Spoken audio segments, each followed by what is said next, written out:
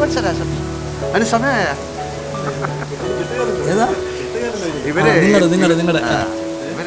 നമ്മളെ കിട്ടുമ്പോൾ എല്ലാം എടുക്കും. സ്ഥലം നമ്മൾ കഴിക്കുമ്പോൾ എന്താ എടുക്കേണ്ടത്?